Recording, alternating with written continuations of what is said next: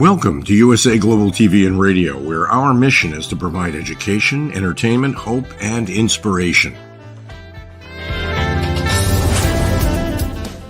USA Global TV and Radio connects you with experts and audiences all around the world every single day to help you succeed in business and to live a richer life. Visit us at usaglobaltv.com to learn about career and life-changing training and mentoring programs like the Listening Mentor.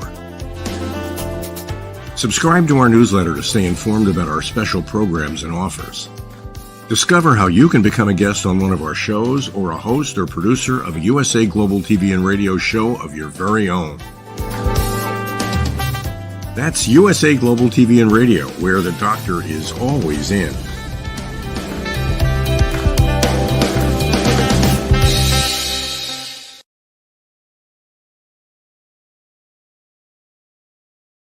Hello, everyone. Happy Monday, happy Tuesday, wherever you are in the world. Welcome to USA Global TV and Radio, where we provide world-class education, entertainment, hope, and inspiration. I'd like to give a big shout out to our new viewers who are joining us on E360 TV. We're super excited to have you. And that means we are available on Roku, Amazon Fire, as well as Apple TV through E360 TV. Welcome to our new friends on Instagram. We're glad to have you. And hello to our friends on YouTube, Facebook, and LinkedIn. Our show today is a woman's prerogative, and our topic is an interesting one: sustainable fashion choices and ethical brands. If you've seen the show before, you know I'm not alone. We have our panel who's going to be joining me. And I just want to announce that this is a Woman's Prerogative Part 1, immediately being followed by Woman's Prerogative Part 2. So do stay with us. Joining us from London, it's Caroline Heward, the Harley Street stress expert. She's going to help you bust your stress. Hello, welcome. Hello. I certainly will bust your stress. Well, I think we could all use that right now. Here in the States, we have the eclipse going on. I can't really see it from my studio here, but I understand that it's passing from Texas through to Maine. So a lot of people are stressed out. And I can't believe I'm talking to people who've told me they're not going to wear any preventative sunglasses, but I don't know. What can I tell you?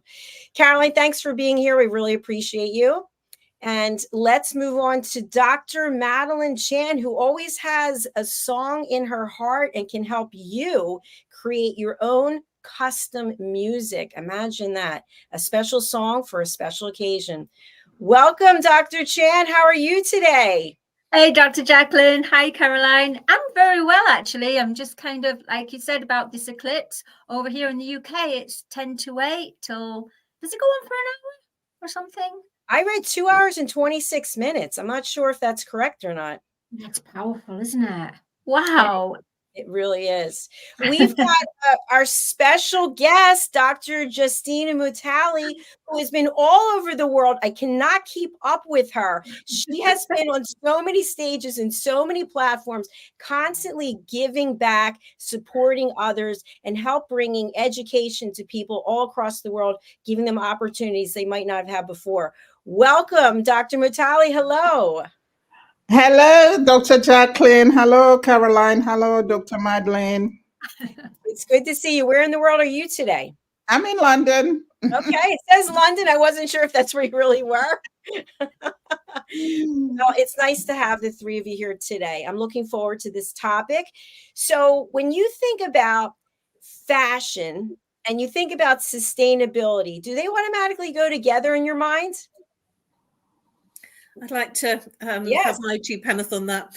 No, not really, because there's an awful lot of press, bad press even, about the fact that many companies that are cheaper labels, the type of companies that are mass producing, they generally are using countries for labor that are paying them very little in not very great conditions, which is causing the workforce health problems.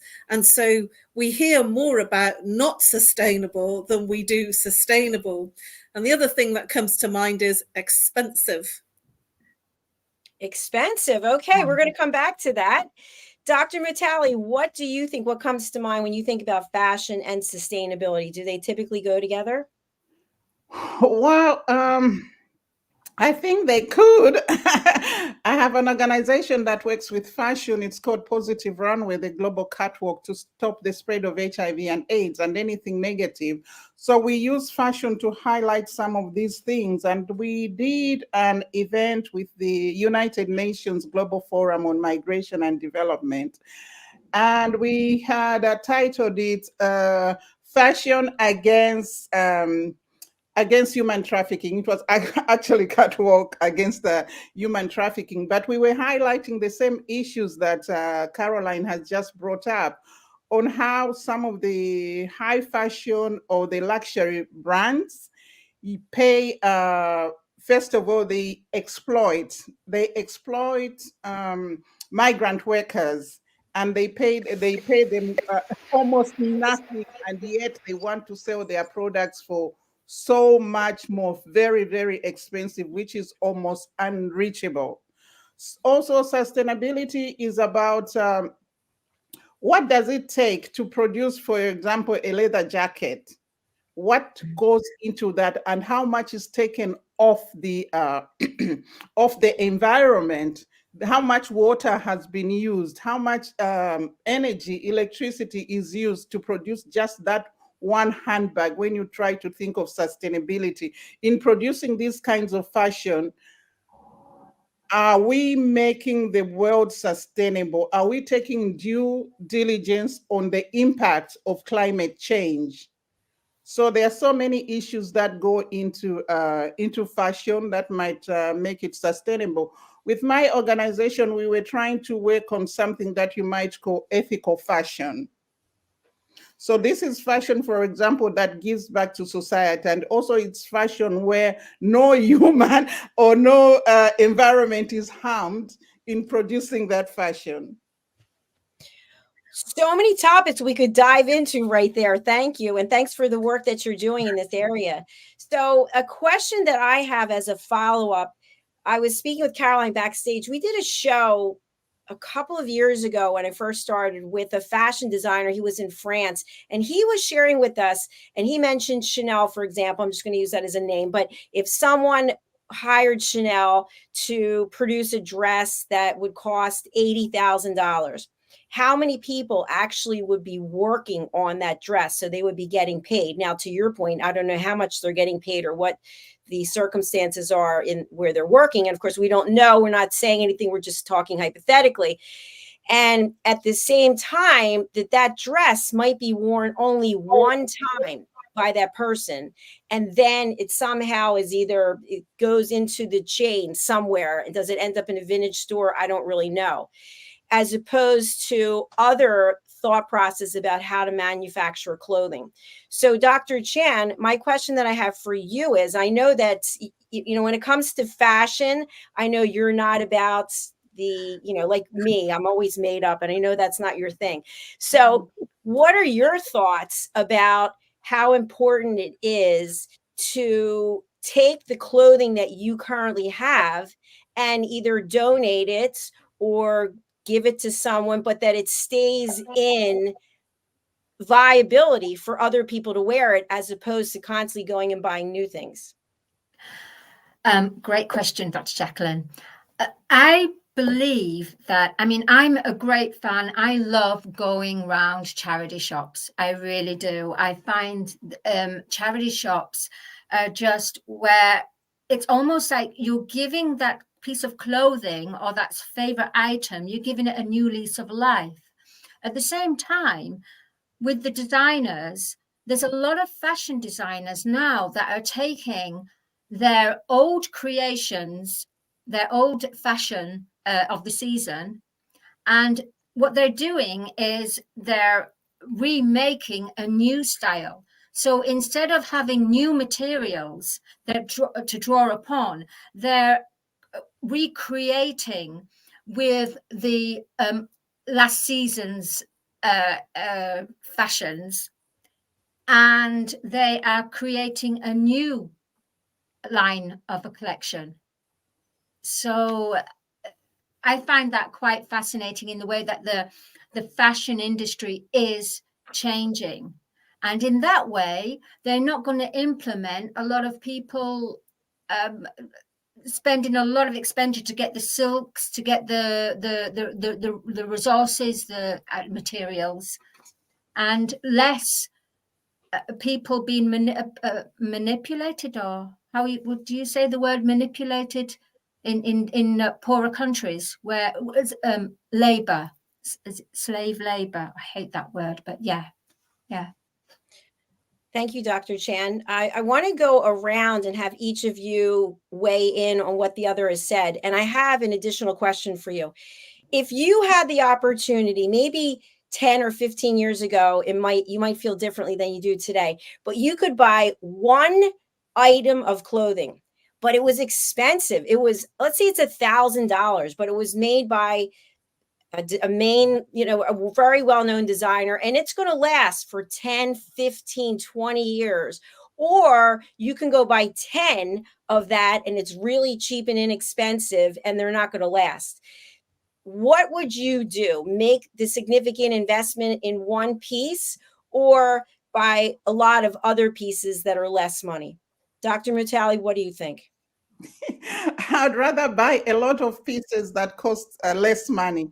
This is because even if I were to buy that very expensive thing, I find that now with social media and also how many times can you wear something? You know, how many times can you repeat the same kind of clothing over and over again? So while as it can last 20 years, but if it is a dress, normally you can't wear it that many times. You can wear it once, twice, and that's it, because you can't repeat that, especially now with the in the times of social media, where wherever you go, pictures are taken and pictures are posted all over the place.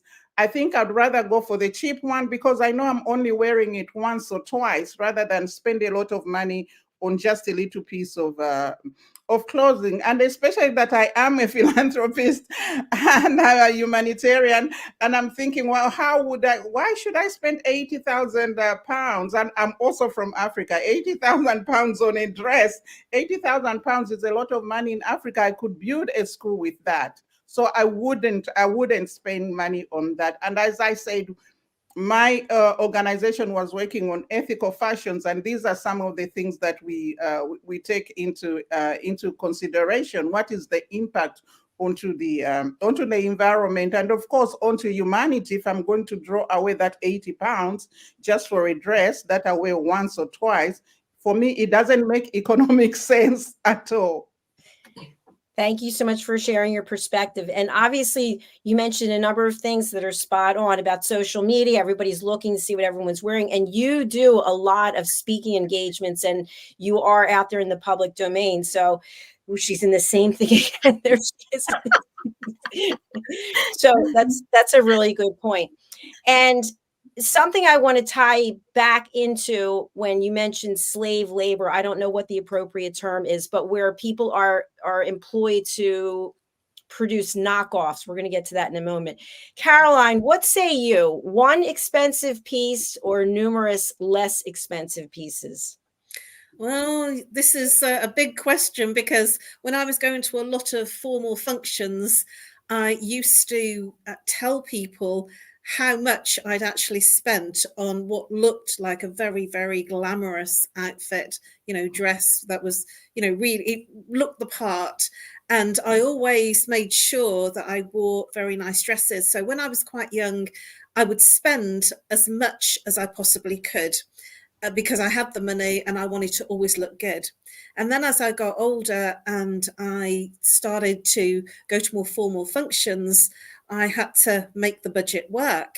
And so one of my favorite stores, which is now no longer here, was Debenhams. And that was a department store that had many of the different concessions. And so I would literally get a personal shopper to run round and find different outfits for me, which would work for my budget. And I always got really, really good quality without spending lots of money. And I always seemed to hit the sales. Don't ask me how I did that. I just did. And the other thing about social media, which Dr. Justina MUTALE has mentioned, is that nowadays we are much more pictured and it wouldn't look good. And I really do endorse what Justina MUTALE has been saying about being seen in the same dress, the same outfit, the same suit. You could get away with it maybe 2 decades ago, but where I was doing lots of formal gatherings and formal dinners, but now I don't feel that you can in the same way. So I'd much rather have a number of items so that I could look glamorous in different colors and different styles at different occasions, rather than being chosen and showed up as only having one outfit. Thank you, Caroline. I love that. It's so funny because I don't know the three of you like the back of my hand, but I already know what you're going to say. Dr. Chan, what do you have to say? Well, I've got 2 answers for both of them, actually. The only way that I would buy an expensive dress, would be for a wedding dress. Absolutely a wedding dress. Even though I'm not getting married and I don't have a person for that, I would spend the money for the wedding dress. However, for social media, in order to keep up influencer or as a public figure, it's absolute crucial to have, not to be seen in the same dress or jacket. But the great thing about it is when you coordinate, as long as you have something, I think that the rule was, if you have something that's kind of high street, but if you have accessories like shoes, if you have shoes and bag and accessories that are expensive, that makes the whole outfit expensive. That's right. That's right. I wanted to say something about expensive outfits. Just the other day on TikTok, I saw a TikTok thing of, I think it was Jennifer Parker from Sex and the City, where she was saying, oh, you see, this handbag is not a real Hermes handbag. I know a person who knows a person who knows a person, but my dress is a real designer dress or something like that. Yeah. For me, like I said, I wouldn't buy a dress over £1,000 or even maybe, I always, you just have to have a good eye for fashion. Sometimes even something that you get for £20, you could look $1 million. That's right. Absolutely. And another thing that I normally would do, I'd go to the factory outlets where you get the same thing for much less. So sometimes when you look at fashion, it's in a way kind of luxury brands kind of overpriced. There's no need for anybody to spend that much money. I also recall one of the celebrities here in the UK, they had written about her in the newspapers. She was talking about why would she buy a Louis Vuitton belt for £1,000 when she could get it for £10 from somebody who knows somebody who knows somebody somewhere. And because she's a celebrity, you would think that she had spent the £10,000 and you want to go and spend the £10,000. And another thing about expensive fashion, when you look at the people, for example, that the celebrities, the Hollywood celebrities going to the Oscars, we have to remember that the clothes they wear are lent to them just for that day, just for that occasion. They haven't spent money on it. So you can't try and compete with them because you're going to run out of pocket. You'd have to go and buy the dress that Beyonce was wearing or Lupta was wearing, but that was given to them by Chanel or whichever designer it is. And that is why most of the time, you see them wear something only once because it is not theirs. And the jewelry too. All the jewelry is on loan, everything. It's borrowed only specifically for that day, and you won't see them repeat that outfit again because it's not theirs. At the end of the day, the owners collect it back. They lend it to them for advertising. And then which gets young people wanting also to look like the way Beyonce looked and to try and find that outfit and to spend a lot of money when Beyonce didn't spend a penny at all. So these are some of the things that we need to be aware of. And I once with my former organization, we did a trip to India on what we called gender and I think it was gender and entrepreneurship or something. But what I found there, we visited some factories. And I realized that in the same factory, the same people are just churning and making these clothes, the same people, the same clothes, the same fabric, and then all these shops or designers are coming to pick those clothes and putting their label on it. So you see that the same thing you found in Primark, which you could get for £3, you go to Marks and Spencer and have to get it for £30, but it's the same thing.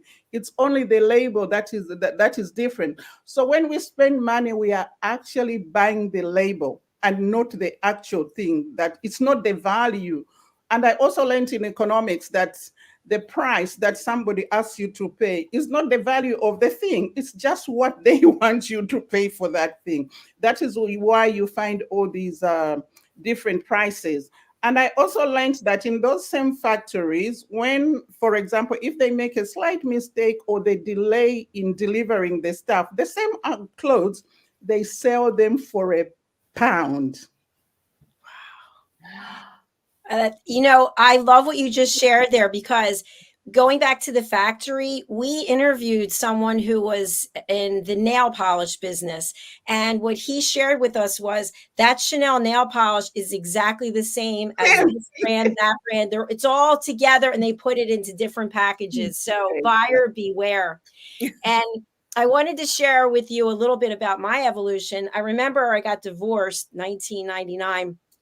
I kind of went on a spending spree and I moved back with my parents and UPS came to the door and my dad's like, what is all this stuff? They had huge boxes, those wardrobe boxes. I think there were 3 of them. My dad's like, this can't be for us. It's got to be for somebody else. And he's like, JACALYN KERBECK, oh, it's my daughter. What has she done now? So I start taking out it's Dior. And I'd gone to New York and I had a personal shopper and I got all these things. And my father looked at me and he said, have you lost your mind? Is there something that's not computing with you? So it ended up, I took all of it back except for one thing. And I really learned a lesson because he said, do you realize how hard it is to make the money? You went through an emotional time, right? Getting divorced. So you're a little screwed up right now. He said, but if you thought about how much time it takes to make the money to buy those things and all the things that you could do, you could be helping other people with it.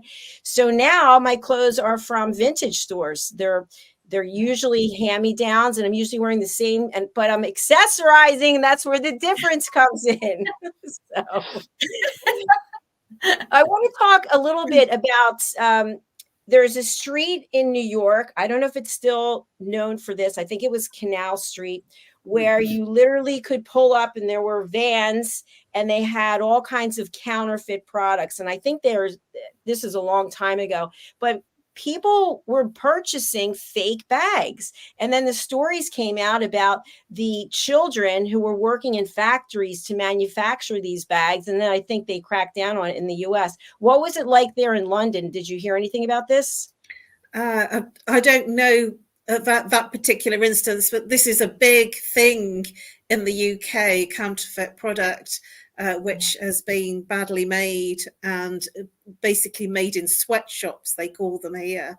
Sort of so that they get immigrants in and pay them next to nothing in very, very terrible conditions, or they're getting them to manufacture the goods in places like India and places that are much, much poorer, and essentially then importing them over for a higher price, but cutting the brands. And so there's the brand's price.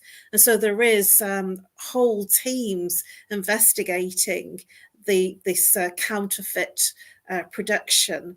And I actually knew someone when I was gallivanting in my socialite days who was in Trading Standards, it was called, and he was always going out hunting for the counterfeit goods.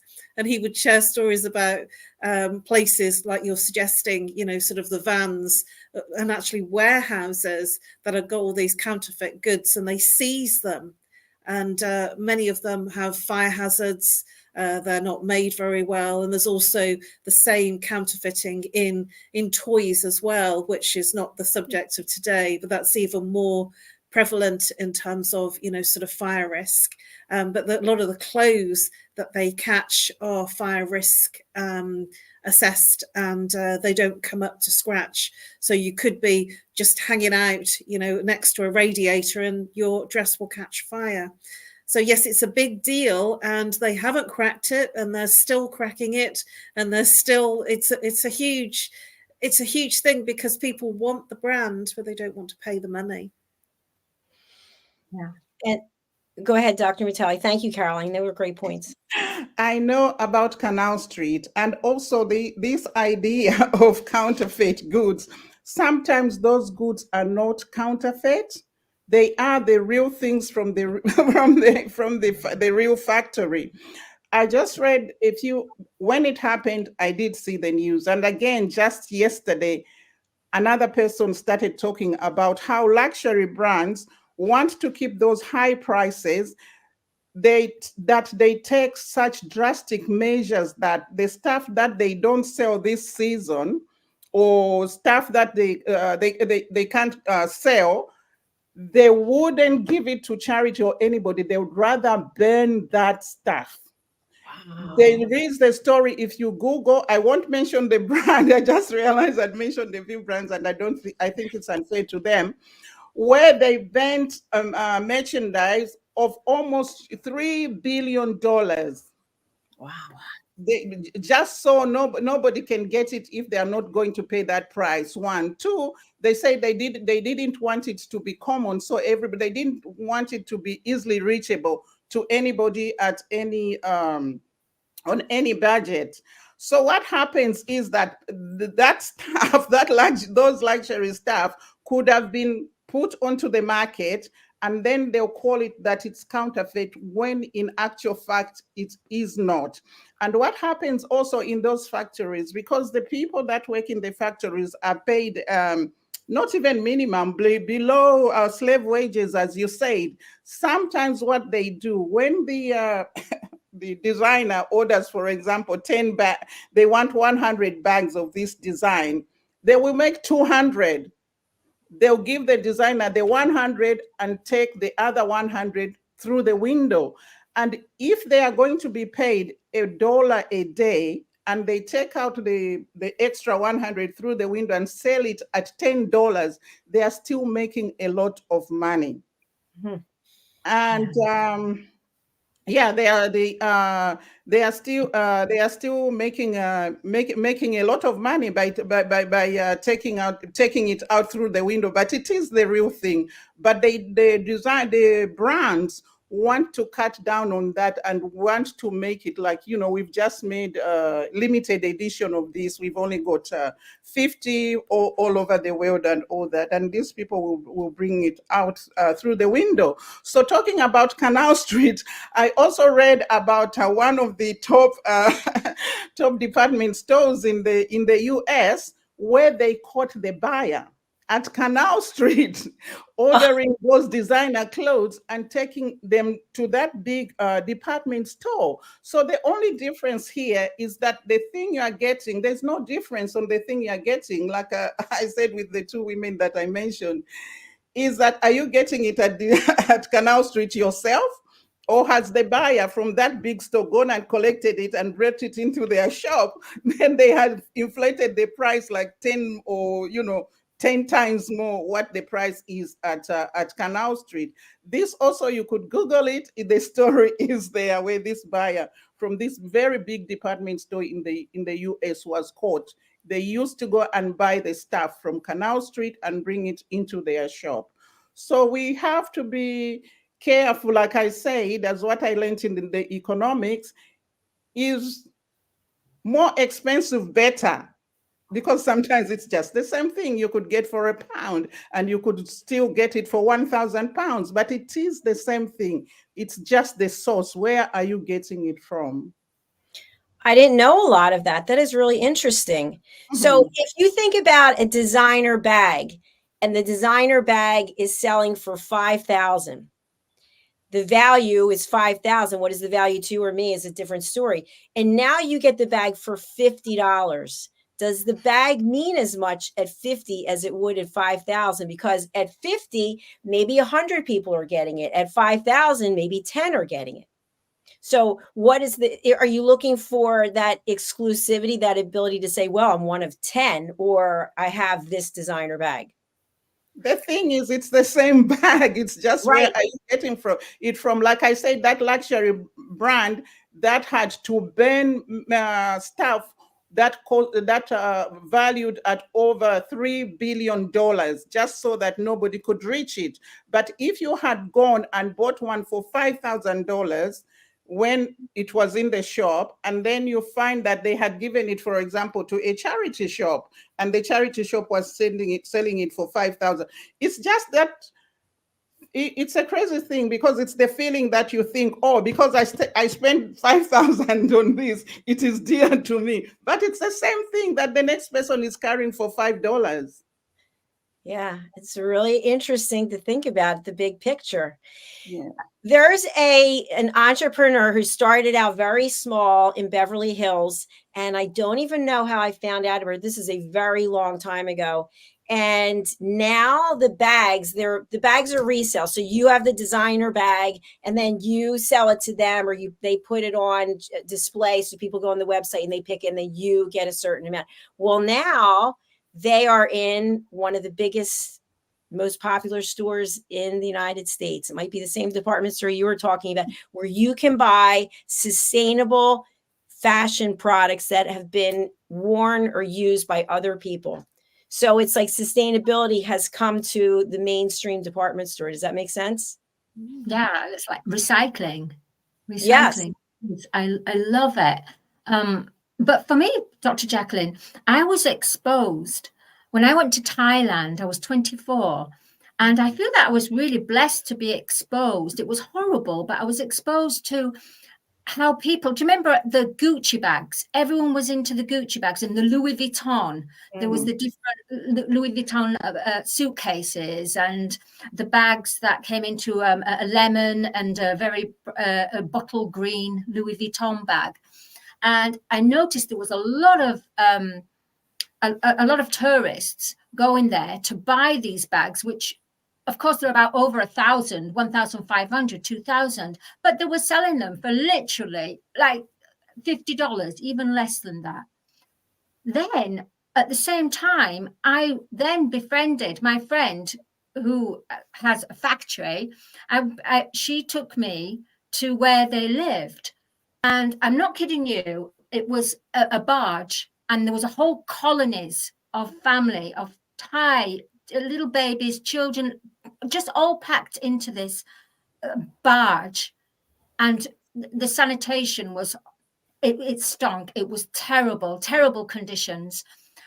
And it made me realize at that point, when I was exposed to that, I could have gone on that path of buying designer and this designer dresses, and even running into debt with buying.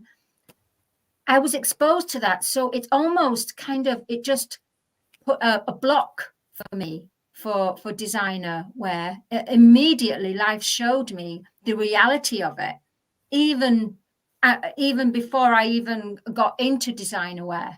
The block was there for me. But saved yourself a lot of money, that's for sure. Yeah, I guess so. Well, and it's terrible that people are living in conditions like that. And I know that you all travel and see what it's like when people are struggling just to find water, as opposed to thinking about $5,000 for a bag. How do you think the pandemic has also had an impact on fashion, sustainability, and ethical brands? Because I think when people were working from home, I know right now I'm wearing slippers, by the way. I never wear my high heels, because where am I going? I'm not going anywhere, and I probably can't walk in them anymore. So how do you feel that the pandemic, with I think it's called athleisure wear, where people are now, they're doubling their clothes to wear to the gym, and they're wearing them out at night? I don't know. How do you think it's impacted all of us? Well, from my perspective, I'm seeing a lot of people that are saying in that corporate world that on the top, they're wearing their shirt or their blouse, very pretty blouse. And then underneath, they're in ski pants or jogging trousers, or sometimes, even in their pajamas and in their slippers.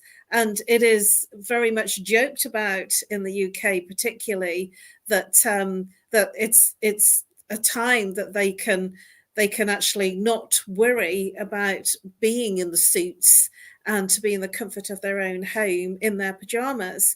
And there is so many jokes and memes about the fact that they're in their pajamas at the bottom, but nobody can see. Now, you don't know what I'm wearing underneath. And I'm also, in jogger ski pants and fluffy socks to keep my feet warm. But, on the top, I'm looking the part. And so it's about feeling comfortable now rather than having to perform. And so people have become much more conscious about feeling that they don't have to dress up. And so there's a bigger expense, and there's more money being spent on leisure wear, I would say, than there has been on formal wear. Yes, excellent point. Excellent. Dr. Mutale, would you like to add something? Yes, I would agree with what Caroline has said, that because people are working more from home, there's no need to keep going out and buying new clothes. You just need enough that you can you can use when you occasionally have to go out and go to in-person meetings, or maybe some of those appointments or lunches or dinners. But as to do with work, and especially working from home, people can keep recycling what they are wearing, because nobody would really see. For example, she said she's wearing a leisure wear at the bottom. I'm doing the same thing, even on this TV.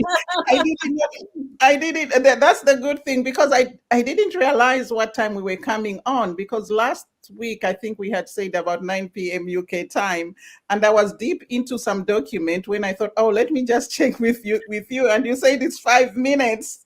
So all I did was take off the tracksuit top and put on this jacket, and here I am. Yeah, you look great. I love it. That reminds me that I'm a big fan of Shark Tank. And so I follow the people in Shark Tank, and Kevin O'Leary, Mr. Wonderful, is one of them. And he actually filmed this. I thought this was so cool.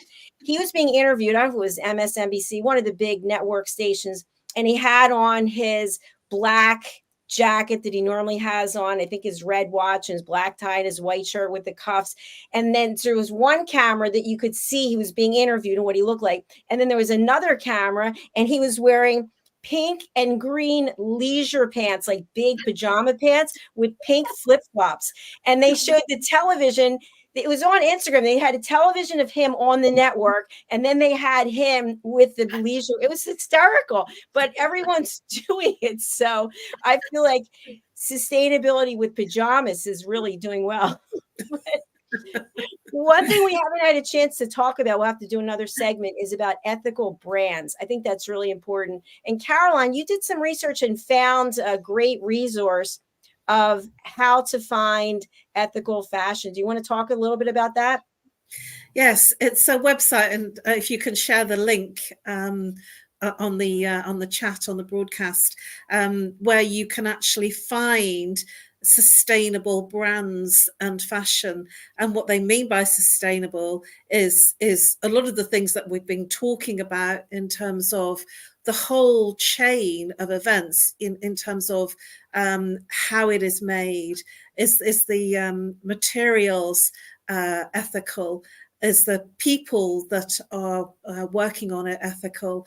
Have they been paid the right amount of money?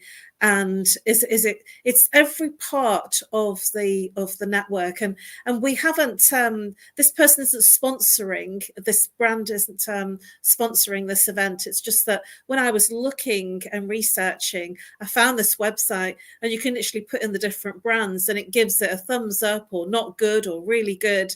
And I thought it was really good because there were some brands that I was looking at that I'm familiar with, like Zara, for instance, which is a big chain in the UK, and where a lot of people are wearing clothes from that particular brand, and they're being very successful.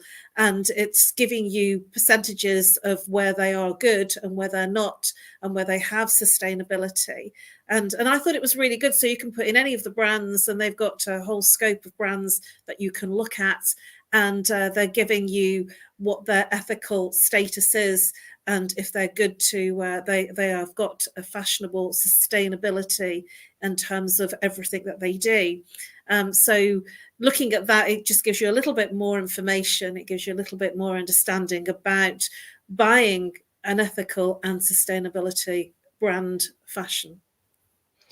And I think it's interesting because when we think about ethical brands, to me, the first thing that comes to mind is makeup, cosmetics, hair products not being tested on animals. But I hadn't really thought about it when it comes to fashion and material. Dr. Chan, what were you going to say? No, I was just going to say, in the way that there is a darker side to ethical brands. Whoops, sorry.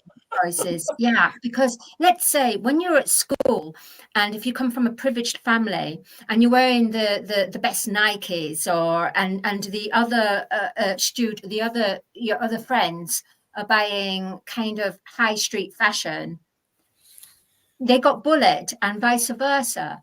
So there is a darker side with having designer, in the way that how much it has caused a lot of pain and anguish and destroyed people's lives. That's powerful. Yeah. We're coming to the end. Would anyone like to weigh in on what anyone else has said about anything? Yeah, what Dr. Madalene has said is correct, and that happens a lot in schools. But I remember reading a story where this young girl, her mom had, she came from a low social income background, and her mother had made her a coat made of different patches of different fabrics. And she went to school, and her friends started bullying her and laughing at her. But she stood very firmly, and she said, well, this coat, my mother made it for me with love. So I love it, and I'm going to keep wearing it. It doesn't matter what you say. And I think that was quite profound, that the child understood that they didn't need to compete with those children that were wearing designer stuff.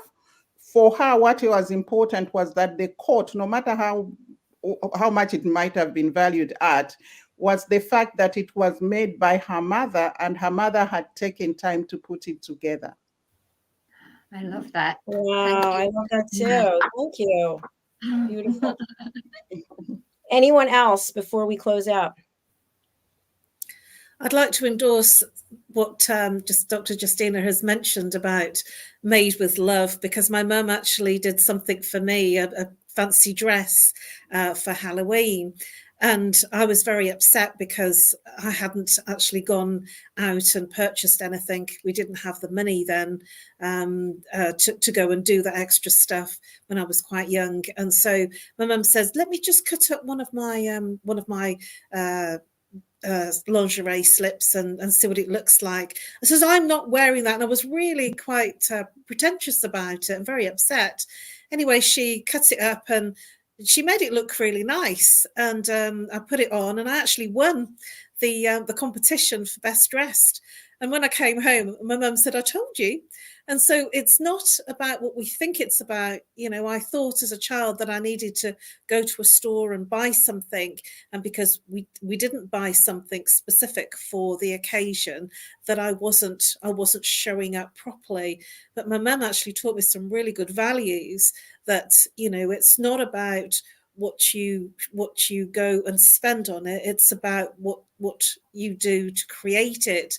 And my mum did make it with love. And so I really endorse what Dr. Justina Mustali has said, you know, in terms of being made with love, because I was really, really antagonistic to my mum about this Halloween dress that she'd done. And as I said, I won and I was really pleased, and it made me appreciate what my mum had taught me in terms of values much more, and to be not so pretentious about what I think people want to see versus what they do see and what they do embrace. How we have all grown and evolved. It's really beautiful. And I hope that people out there are taking some wonderful points away from this. I just feel there's so much more to be discussed about this topic, because it's a topic that leads into other topics and so on. So let's plan on continuing this conversation next week. I would love to have you go around for people who are new. They've never been to our platform before. They're seeing you for the first time. What can you do to bring value to their life, and how can they reach out to you? Dr. Mutale. I am the author of The Art of Iconic Leadership, where I talk about the power secrets of female world leaders, and of course, what makes female leaders more effective than male leaders. So I'd coach you on reaching out into the powers that are within you to make you an iconic leader. You can reach me on all social media platforms. I am just at Justina Mutale, and my email is also justinamutale@justinamutale.com. All right. We also have Justina Mutale at hotmail.com, so we'll have to change that. But Dr. Mutale is definitely out there and posting really relevant content. So thank you. Caroline HEWARD, the Harley Street stress expert. How can you help people and how can they find you? Thank you, Dr. JACALYN. Well, I help people bust their stress, as our panel knows. And I do that in many different ways. And so many times people are walking around and they're saying, I'm not stressed, but I didn't sleep very well, or they're complaining about a relationship, or they're complaining about something that's happened at work, or they've got a physical ache and pain, like sort of low back pain, neck pain. That's your stress. That's how it's manifesting in your body and in your life. And I help you break through and identify the root cause of what's created that repeating pattern of stress in your life, because it's like a revolving door. We feel that we've solved something, and then we have the same feeling, the same experience, the same physical, emotional, mental ache and pain. And it's that I help you break through. I use root cause therapy and chakra psychology, as well as counseling and coaching and mentoring. You can reach me on nomorestress@live.co.uk, or call if you're international, +44 if you're international, local 07523 120 189. And I offer an incredible 1 hour introductory consultation for a silly price of £50. That's an introductory price for your first session. And we will look at 3 symptoms to break through so that you have an incredible night's sleep and bust your stress. That's right. Coming soon. Bust your stress. Dr. Chan can help you write this song. Tell us about how you bring value, Dr. Chan, and how can people reach you? Thank you, Dr. JACALYN. I'm very interested in anyone who wants to have the perfect gift for their family. Can you imagine a song that's a family generational song where all parts of the family have contributed in writing that special song for that loved one, for that baby that's they're about to birth? And that song would be the song that gives them the courage, gives them a healing, gives them the strength and the support. And what I can do is I can help you to co-write a song. At the same time, I can help you to be in connection with your creative soul, heart, genius. That's what I can do. And you can find me on LinkedIn, and you can find me on Facebook. Yeah, that's me, Dr. Madalene Chan, and I'm a creative soul heart awakener. Thank you so much. And we will make sure that all of your contact information is updated and put into the comments. So thank you for being here. I really do appreciate it. And do stay tuned for our part 2 of this show, which will be led and hosted by Caroline HEWARD and Mariska Dupree. And of course, either one of you are welcome. Dr. Mutale, Dr. Chan, you can join for part 2 as well. All right. Thank you, panel. Look forward to seeing you right after this or next week. Bye for now. Bye-bye. Bye. Bye. Bye. Thank you, everyone, for being here. As I mentioned, Woman's Prerogative Part 2 is coming up next, followed by 2 fabulous shows. The first is the Be Fit Project, which is myself, Dr. JACALYN, and Brandon Eskel. And we are going to introduce to you the 21-day challenge to get fit. And for 10 lucky people, earn $1,000. How do you do it? Watch the show and you'll find out. Followed by Live, Learn, Teach, and Inspire, brought to you by the British School of Excellence. We're going to close out now with some of our sponsorships. We have a brand new sponsor, which is really exciting about fashion. So stay tuned and join us for our next episode. Bye for now.